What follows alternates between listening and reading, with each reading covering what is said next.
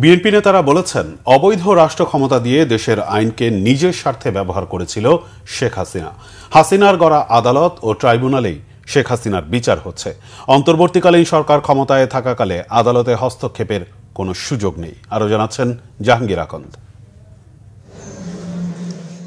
৯০-এর গণ অভ্যুত্থানে শহীদ ডাক্তার মিলনের ৩৫তম শাহাদাত বার্ষিকী উপলক্ষে সকালে ঢাকা মেডিকেল কলেজের সামনে ডাক্তার মিলনের স্মৃতিস্তম্ভে ফুলেল শ্রদ্ধা জানায় জাতীয়তাবাদী দল BNP, Doctors Association of Bangladesh DAB, জাতীয়তাবাদী ছাত্রদল সহ বিভিন্ন সামাজিক সাংস্কৃতিক সংগঠন। পরে স্মরণসভায় বক্তারা বলেন, স্বৈরাচার পতন ও গণতান্ত্রিক আন্দোলনে ডাক্তার মিলন ছিলেন অগ্রপথিক।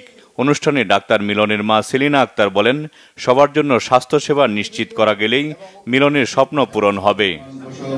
শহীদ ডাক্তার শামসুল আলম মিলনের শাহাদাত বার্ষিকী উপলক্ষে জাতীয় প্রেস ক্লাবে আলোচনা সভা করে ৯০-এর ডাকসু সর্বদলীয় ছাত্র ঐক্য।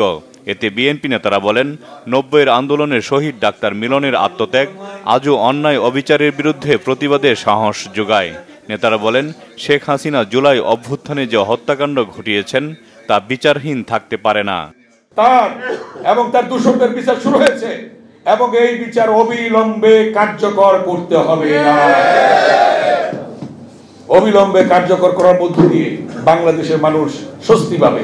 বন্ধি বিনিময় চুক্তি আছে বাংলাদেশের সাথে, তাকে ফেরত আইন অনুযায়ী দিতেই হবে। আজকে প্লট বরাদ্দের মামলায় তার নাকি ২১ বছরের সাজা হয়েছে।